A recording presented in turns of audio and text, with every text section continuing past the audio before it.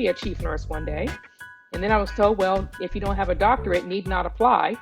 Uh, and so that's how I ended up in the doctorate Yeah. program.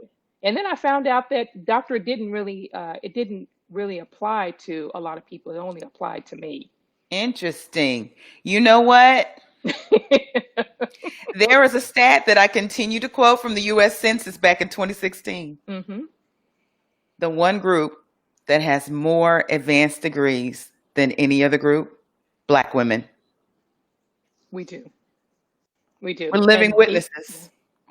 We do, because you know what? The way that we've been told that we will advance is to keep going back to school. When they Yep. don't want to give us a job, Nope. oh, well, you need this. Go back and get this. So I Yep. was like, okay, let me just go ahead and get this doctorate.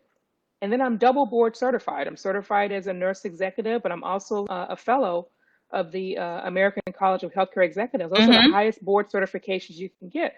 So I had to make myself undeniably qualified. I was like, okay, so now I got all the degrees. You can't send Yeah. me back to school. You can't That's send the me route back for we a have to take. certificate.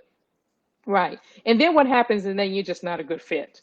Yeah. Hard to work with, not a good fit. Yeah. Yeah. And I remember a while back you posted that whole cycle of Yeah. how when African American women, when we enter in the workplace and people are inspired, oh, we talk about Honeymoon. diversity. Then the moment we start questioning the status quo, Yes. that's the beginning of our demise. Exactly. You've made it to the C-suite.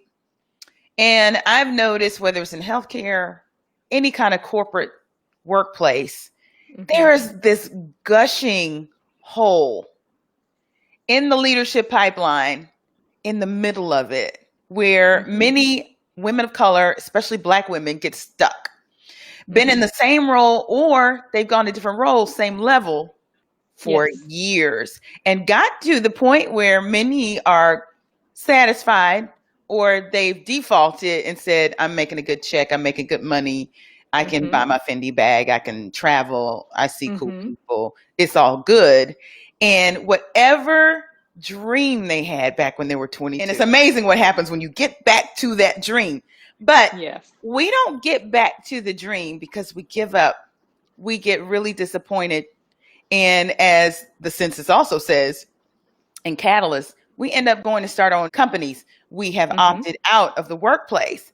But I, as an executive coach, am helping and supporting women who want to stay in corporate to get to your level. What does it take? What does it take? Honestly, Shell, what I see is sometimes you got to be able to go. Yeah. And it's sad. I mean, you've seen. I mean, I was in Texas and I packed up and moved to Colorado. Yeah. And then I moved to Hawaii. And then and that's a sad reality. Yeah. That you face, is that because you reach a glass ceiling, and it's not that you have to, but you've got to be flexible and be a little bit more geographically flexible. And too often we want to stay put and just hope for the best. Yeah. Yeah. We just want to hope for the best. And I just want to tell you, I'm not going to name her, but I have a friend and a colleague right now who is in a very high level nursing leadership position. Comp is great, golden handcuffs. Yeah. I've That's helped what I her call 'em. to interview for a chief nurse position. She has been made an offer, and but the money that they're offering is not what she's making right now. What it is that they've been throwing money at her, but not giving her the advancement. Yeah. That's Because exactly what we how like it is happened. money, right? And So here's the thing. unfortunately, I'm sorry. I get so No, excited go about this ahead. conversation. We don't ask the right questions before we get stuck. We need to be asking, where am I in the succession plan? Yep.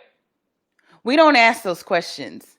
And we would be able to make better decisions faster about our careers if we just, unwrapped it right away, instead of getting into the position where, everybody's comfortable. It's all good.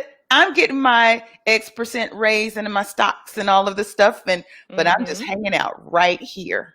And they're happy You get with paid that. and but And that's exactly what it is. But Shell, the reason why you've seen me move is because I have asked those questions. And the Yeah. moment that I see the glass ceiling, I pack up all my experience and my credentials and I move. The Culture Soup Podcast is a production of No Size Communication, LLC.